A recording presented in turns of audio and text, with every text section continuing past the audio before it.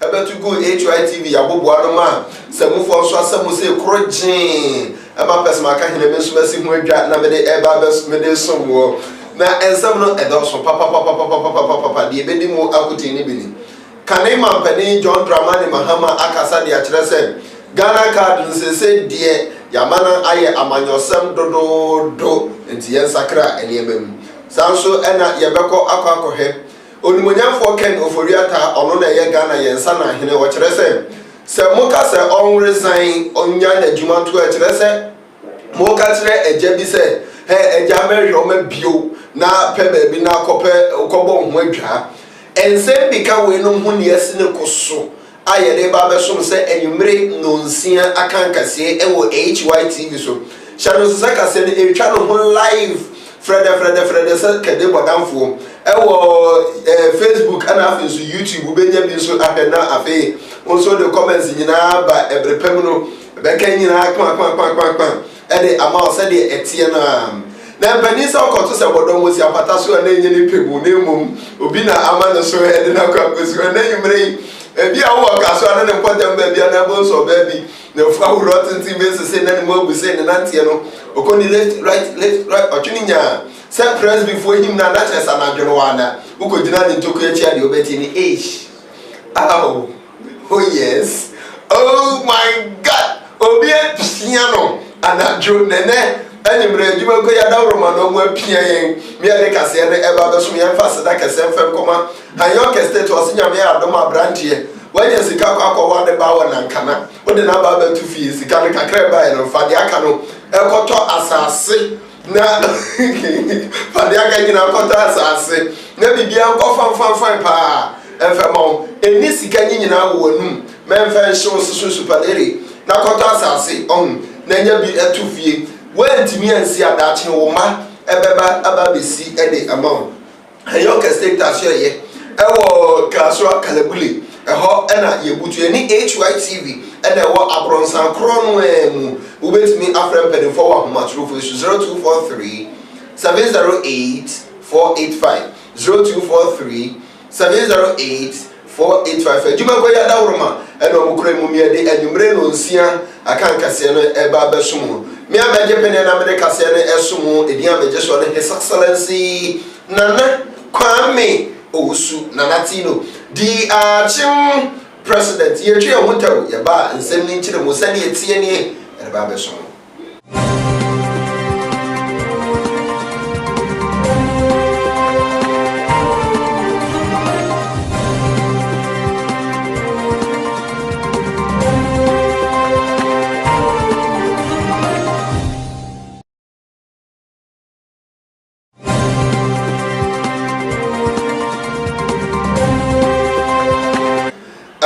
Samo bibia akwa babio edoba HYTV so ye nimre no nsia nsama hodo ayensa aka no na ye de esomo ntigibre na tena se na se de nsabnati no ye mba ba mu na ye mfema ye hyase ya ne ye hyase Africa ne mampani ede mati aseman Ghana owura his excellency John Dramani Mahama JDM na enei wakasa okirese ya Ghana card no say you hesa de niema esi efa ekona isi eso enam so ne nam enkwan entantan wana obo adwuma ede efa no a oya erekame ayese isi pese onam sa Ghana card iso na amanfo tumi ne won ho ade a wobetimi ede agina so ato abapamo MPP amanyokoi a odi apan every abaimu wo afimpimienu abato afimpimienu ene aduonu enan abato ayebetu mu isi pese onam Ghana card so no di chinchim amanfo nsa bio na no ena o se amanfo ni abre pa se wo afimpimienu ene dumien ene aduonu enan abato ayebekọ akoto no Ghana fo aye krado so obekọ akọwo MPP enkonsa na odi won asi aboboa no ato won agukura na isi di obeye bia no enya dia electoral commission no di obeye bia no nya dia ebetimi aye ebefa emfoi enya dia isi na na motuo bia otu na opese ochinchim Ghana fo nsa no enya dia ebetimi edi emu odi sa ensem we nyina etudwa wo bra ode edom kuma no ekosia na o kyerɛkyerɛ won na obie wonani na otoka ne ato ensem bia ekoso ewo isumasia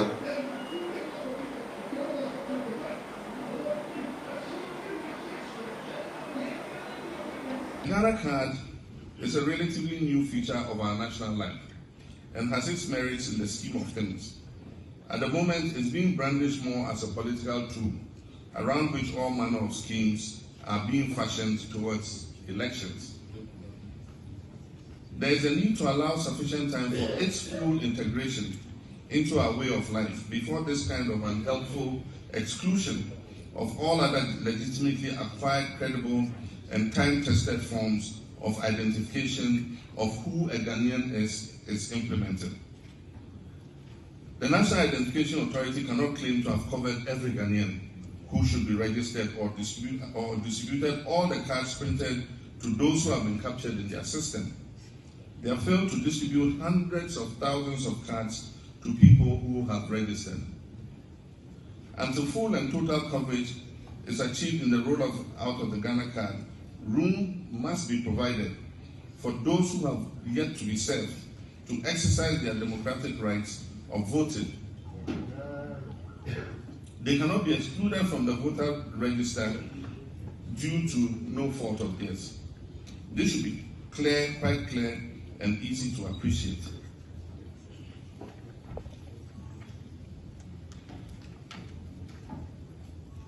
The haste on the part of the Electoral Commission to exclude all other means of identification is therefore clearly indecent and informed by ulterior objectives. Last week, you in the minority raised red flags over suspected attempts to compile a new register on the sole basis of the Ghana card. The Electoral Commission was quick to deny that it harbors any such intentions. Until the advent of the current leadership of the Commission, this denial would have ended the matter. Unfortunately, this Commission in its present form is known to have walked back on similar commitments in the recent past.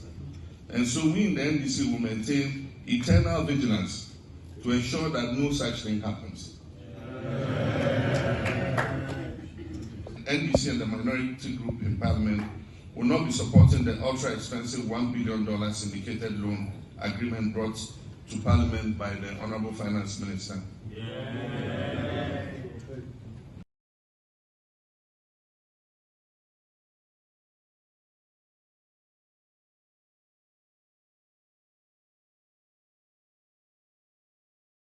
Wasa and same no echino and Ghana Mampany Dada Kane Mampany JDM ekasa wo ho ensamo biebie so de na edoso pa emampanifo bi so ekasa ekire omo adwen na yenso sa ensam no so na yenko pim ewo MPP amanyoko no akache pani a ono ene yesoafo na oye sanahene ye foto sanfo edema oman Ghana owura onumonyamfo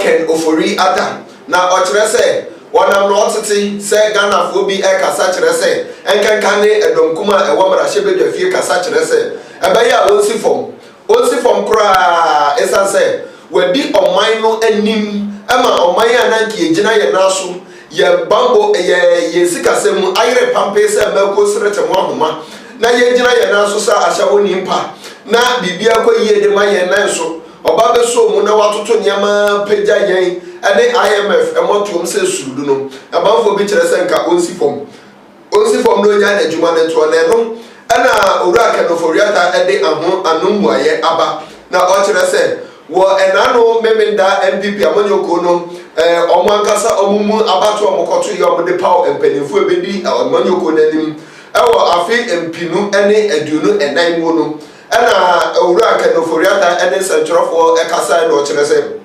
sasem na amanfo bi keka no eya na awreho papa na eya na nwanwa sa amanfo bi ekasa sa na omutu emfuture ate se egu Ghana fo ani no no oti we no waye agya sa wo pamo no na na sa wo hye ne se onfa na adwuma nto wo ate se de agya bi awo ne mma na ohwe ne mma na ototo ne ma yie na otete ne mma ani ade so ne ensiye na obakofo watimi asori fiti ufia ba be ka kire agya ne se osori nya ne ma ne ho no ntu kwan onpa ba bi na onfa ne tinhwe na onya ne ma ne ho onyi ne ma ne entumu onpo ne ma no saa na wopɛ sɛ ɔka kyerɛ agya no a wawo ne ma na ɔhwɛ wɔn no saa na wopɛ sɛ ɔka kyerɛ nti ɔse sɛ mo anso ɔnimu yie Ghanafoɔ mo anso kanoforiata me kanoforiata mo anso me mo yie na mo yɛ me sane gya adwuma no to gya adwuma to na kɔna wontwata wo mo no ma na kyerɛ sɛ mo yɛ apa mo agya bi a wɔhwɛ ne ma yie ɛna afiri ne ma ɛho. It's not a very good question. You know, it's almost like telling a father to resign from his children because he's changed his mind. You know, there are times that decisions have to be made for the survival of a country, and therefore, if circumstances such as COVID or Ukraine war occur, which are not typical, it does change the environment, and sensible people.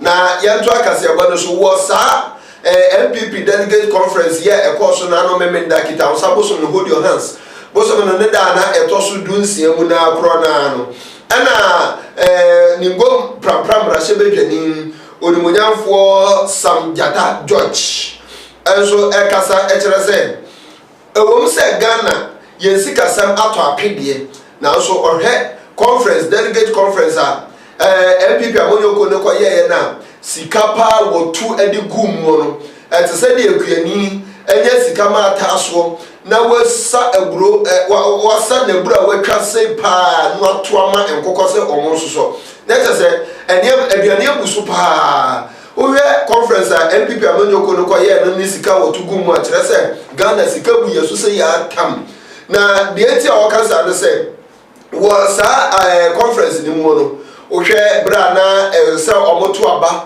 omotwentwa mo nansia nyina de se omope edi sika bi ewurawura baabi edi sika fa backdoor bi atototo ne ma se ne be ya we yensum we nko we mra na yetuatua bribe ne aho enema hodo pi na no eno na ma ade ne che afi so yeto aba ne wie bra na etwase ye kenkan ba ne abobɔ na judu mienu kra batwam ebo anopa no nan epa ho sima abiasa miensa krampa nsa na omo ayato abayi omo no omo etimi aso afremu esai kire se wenum nyina akoso because of say sika na ye tugumu ye to ne sesraha eno ti ene ma sa ne ma etisa ne ma boni sei ekoso.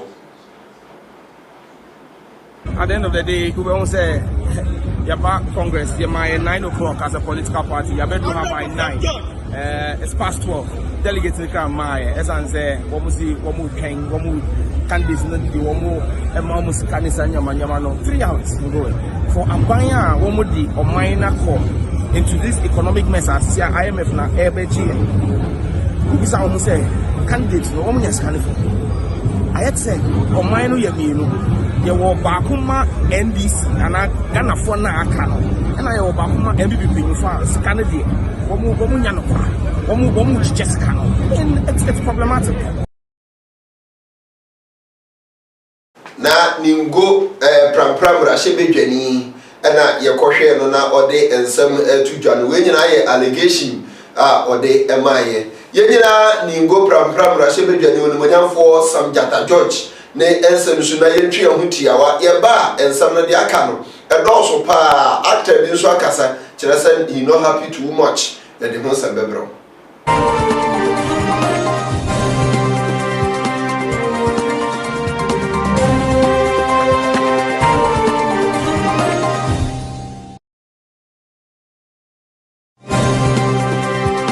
Abusuafo esamo bibia akwaba edoba HYTV yanumre no nsia akankase eso ensam no de doso pa na yegusunso ede ma ose de etie na de dika na di hwe no eno na ogusu a wo hwe ewo TV ne so no kan hu no say you streaming live ewo Facebook na afi so YouTube ye nambo frada say akoko ajasa egu mu no ani akana pa twa no ho saa afi yanto akase ebone so Dr. Opon ono ene ya kwantirafo pani a oda Ghana School of Law ano na amanfo bi ebopi no kobisa ne se wonti ase se Ghana School of Law na enka yedi law din na nke beto no na so ye fra no mokola wonti ase kra na HYTV Yes, you will be besides the doc. Say, Yammy, I don't know, say, Yakonya, anywhere, Babby, she would be any train.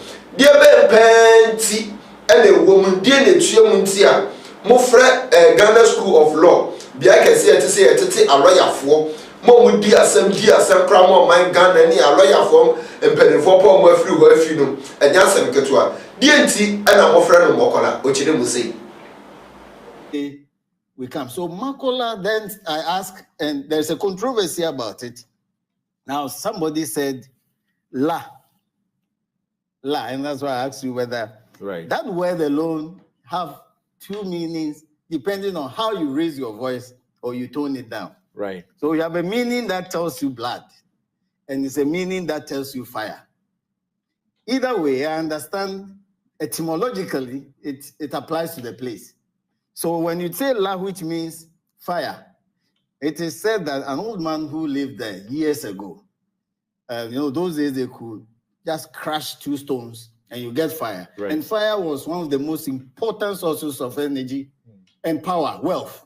I mean, fire, okay? So I'm going to fetch, or I'm going to take fire. Mako la. Yes.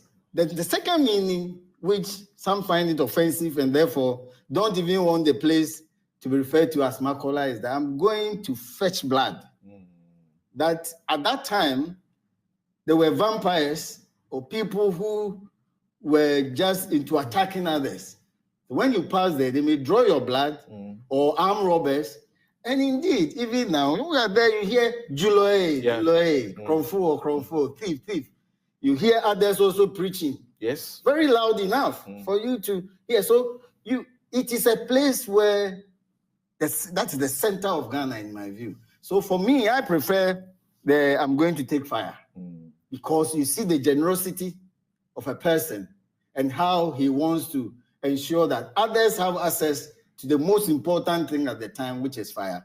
And I would rather prefer that to the vampire, because with the fire, all of us have become lawyers. This is about the fire of education and legal training. And it has never had any negative effect on us. So we rather prefer the one that evinces positivity, progress, and advancement. And so that is. Now, I just say, Mokolano Lano, I chat to no, a Hona and Semono, a Hona and Semonan Casano, Eshe, Jinamumino, Sadi Obecano, and Ebema Adiana, Aye Ateni, and I say, Ebe, Ye Adebia, just say, you Uja, and wash pa. Yantua Cassia Banaso. Now, young Congo Pim, Ewo, Ashia, a Hegana, Yapomudin and Samso. Ghana Health Service. Quantira for penny on Yaman sign Edin Kitahum, Edema Ghana Yapumudin, and some so share Yapumudin and some so no Dr. Franklin, a CB Bequeen. Now, what I say? So, who could be our Bequine, and they are dancing knots, and in our Asante Mantemo, Yadibi, Fufro Bicura, A. Your friend say, Magbon virus diseases. A unity, a hard papa. Now, a nipper mienu, and as some no cassadia or more, and sa etimi akabia, a yapa, and Guasena F.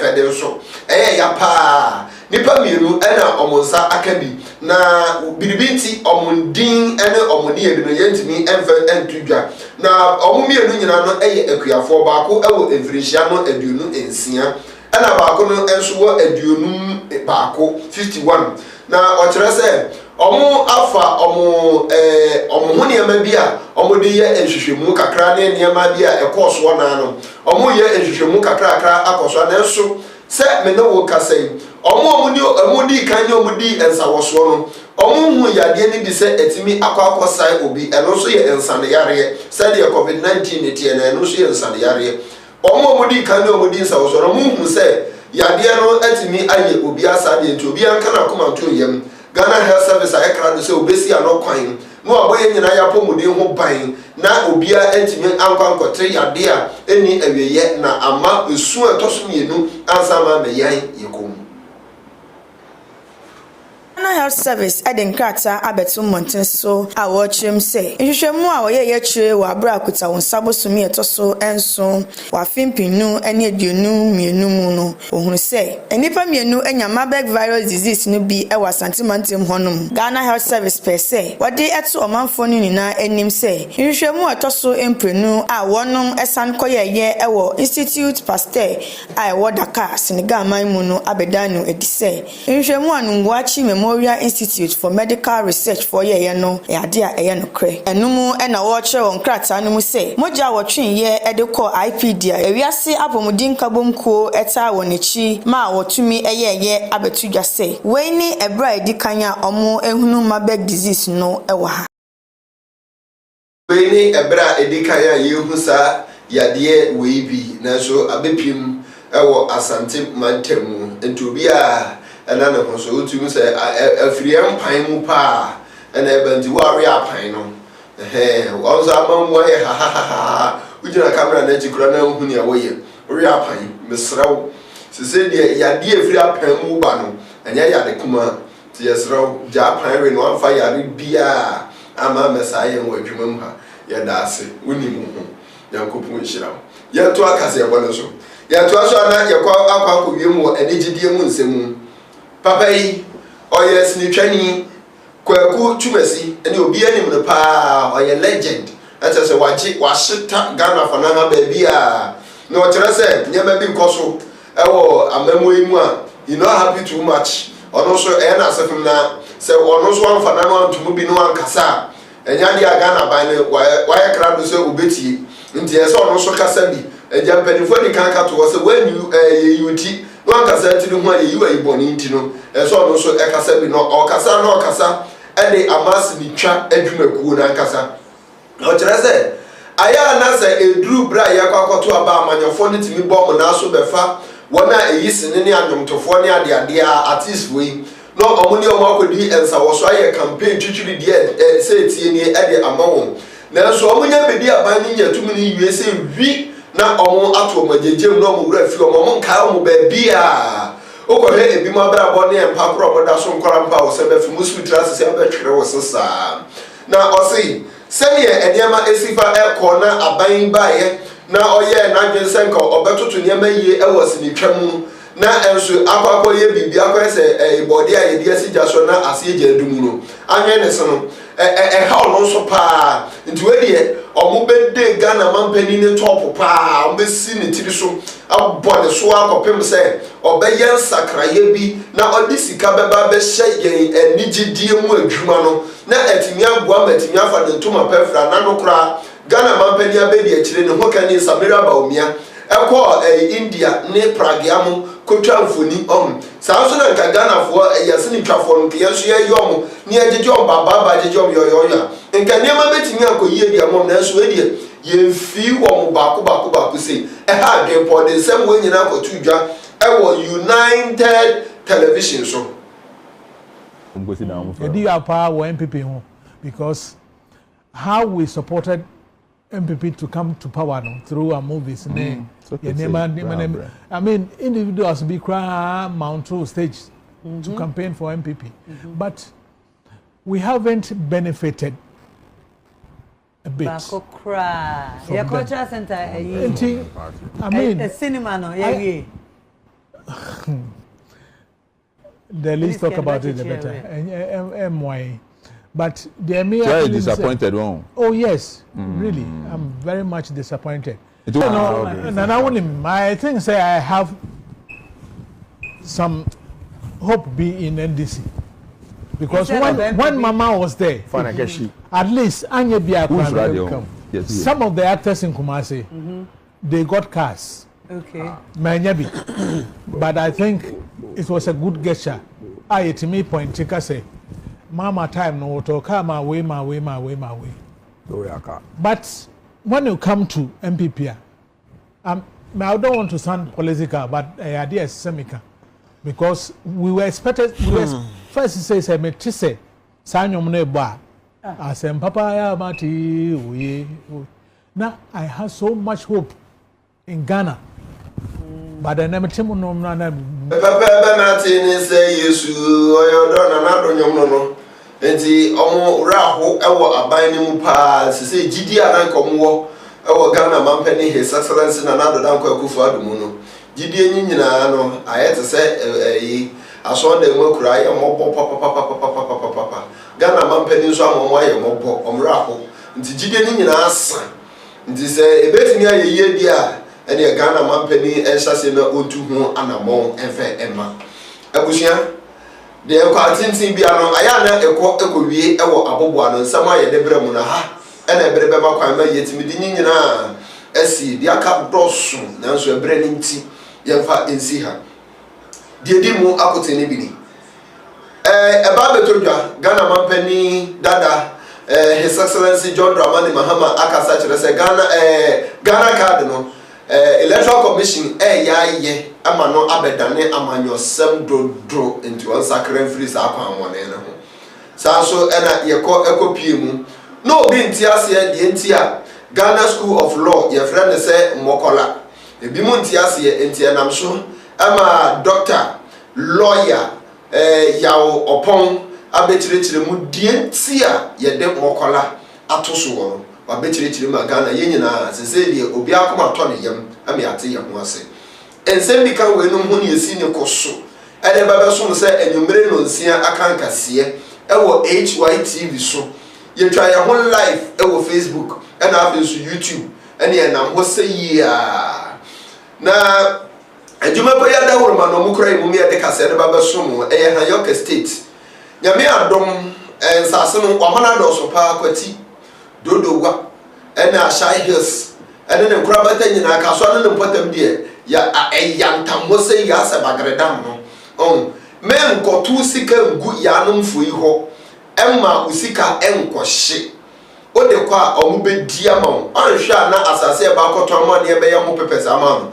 na ya ban dia eno so de na obu adan the first record obeba be budan ne gu no age asase no ede ama ban be pa chaw bra Hayoke State ashe ye ne mo 0243 708 485 0243 708 485 adwuma ko ya da woroma eno mukura yimu eme de kase no eba besom wo abusuafo nyina boai ena omochorotro nsem nyina tu peten krata so ma pesema ka hene no so de betu dwa editor eye nana aba ena ekuram na di ogina camera na chi enso ye apan hene Mr. Benedict Oriapan and after so do page and dear file mu near PM or Bobo TV ne so any Facebook live YouTube and na set settlement and also ebo MCR ho Pius ebo na chidom Clement emunyina ekeka ho me de news no about kenkafo